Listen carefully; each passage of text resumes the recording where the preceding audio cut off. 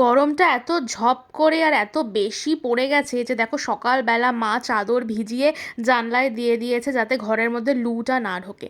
তো আমি বসেছিলাম একটা প্রোটিন বার খেতে, কোনোদিন খাইনি, বাট এটা নাকি 10 গ্রামের প্রোটিন বার, মানে প্যাকেট থেকে এইটুকুই বেরিয়েছে, বিশ্বাস করো আমি কিন্তু খেয়ে নিইনি, মানে কামড়ে খেয়ে দেখাচ্ছি না। আই ডোন্ট নো এইটুকু কেন বেরিয়েছে। এনিওয়ে, ওটা খেয়ে তো আর পেট ভরে না, তাই জমিয়ে লাঞ্চ করতে বসেছি। আজকে ছিল ভেজ ডে, তাই জন্য সব খাবার দাবার ভেজ। আজকে প্রথমেই খেয়ে নিলাম হচ্ছে উচ্ছে ভাজা, যেটা আমার ভীষণ ভালো লাগে খেতে। তারপরেই খেলাম হচ্ছে এঁচোড়ের তরকারি। এঁচোড়ের তরকারি আমার খুব একটা ভালো লাগে না, বাট ঠিক আছে, খুব একটা খারাপও লাগে না। তারপরেই খেলাম আমার ফেভারেট একদম পেঁয়াজ দিয়ে মসুর ডাল, আর তার মধ্যে লেবু আমাকে চিপতেই হবে, মানে লেবু দিয়ে ডাল খেতে আমার খুব ভালো লাগে। আর সাথে ছিল ঝাল ঝাল করে আলু পোস্ত। আমার মা এই পৃথিবীর সব থেকে ভালো আলু পোস্ত বানায়, এটা তো আমার মনে হয়। আর কারা কারা এরকম ভাতের মধ্যে পাঁপড় মেখে মেখে খাও আমাকে বলো তো। এইভাবেই খেলাম আজকের আমার লাঞ্চ।